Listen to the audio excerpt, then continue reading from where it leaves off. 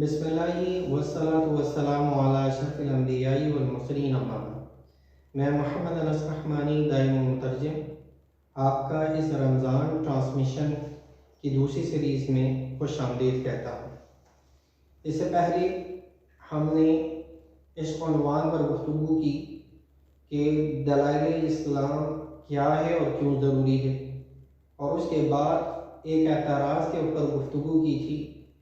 کہ اللہ تعالیٰ کا وجود ہے اور ضروری نہیں ہے کہ ہر چیز نظر آئے۔ آج ہم ایک اور گفتگو کی طرف چلتے ہیں، ایک اور اعتراض کی طرف چلتے ہیں، اور آج کا اعتراض یہ ہے کہ اللہ تعالیٰ ایک ہی کیوں، ایک سے زیادہ کیوں نہیں؟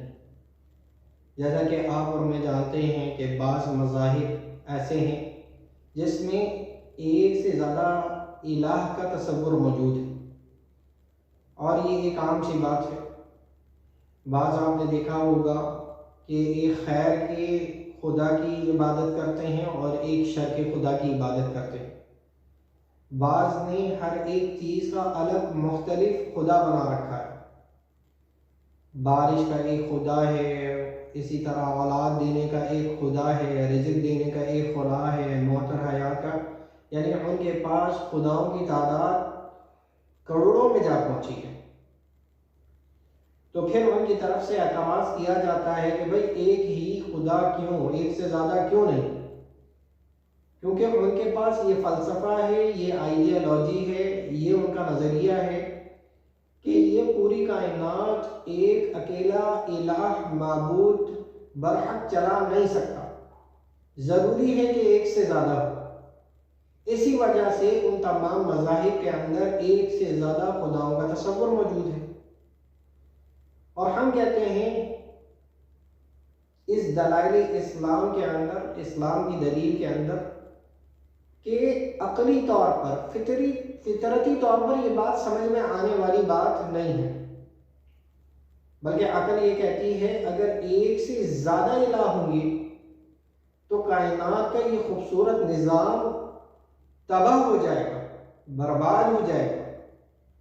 یہ جو کائنات کا ایک خوبصورت انداز میں نظام چل رہا ہے، یہ اس بات کی دلیل ہے کہ اس کا الہ ایک ہی ہے۔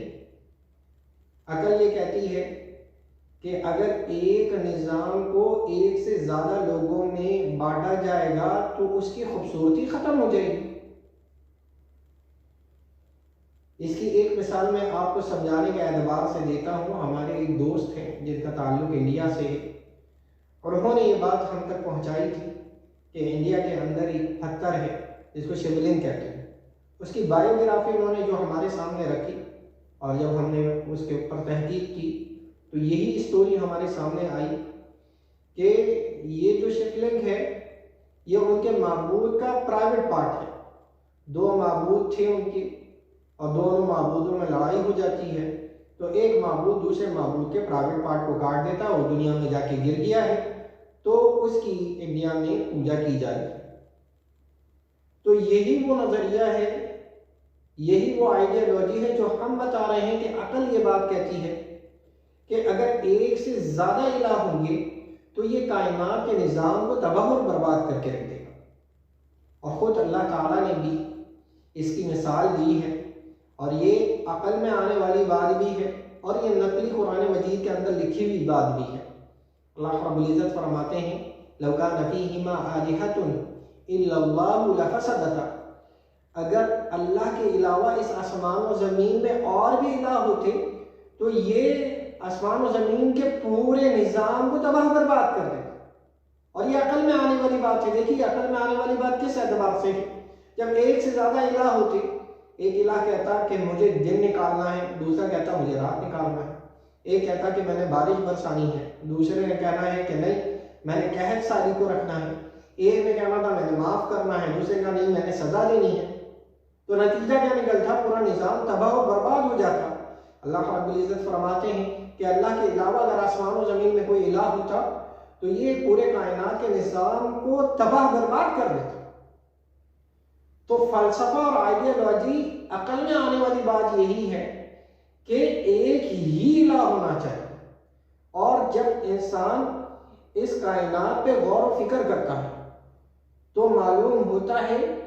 اتنا خوبصورت انداز میں اس کائنات کو چلایا جا رہا ہے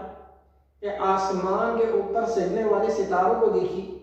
یا پھر دن جانا رات کے آنے کو دیکھی، یا پھر بادلوں کا چلنا، اس کا جمع ہونا، پھر اس سے بارش کا برسنا، پھر زمین کا پھٹنا، اس کے اندر سے اناج نکلنا، اناج کھانے کے بعد جو جسم کے اندر جاتا ہے کھانا، اس کا تقسیم ہونا، اس سے انرجی آنا، یہ ساری چیزیں اس بات کی دلیل دے رہی ہیں کہ اس کا الہ، اس کا معبود برحق صرف اور صرف ایک ہی۔ تو یہ جو اعتراض کیا جاتا ہے ایک ہی الہ کیوں، تو سچی بات یہ ہے کہ ایک سے زیادہ الہ اس کائنات کو چلائیں گے تو تباہ برباد کر دیں گے، اور اس خوبصورت انداز میں چلنے والی کائنات اس بات کی دلیل ہے کہ اس کا الہ صرف اور صرف ایک ہی ہے۔ آنے والی سیکشن کے اندر ہم مزید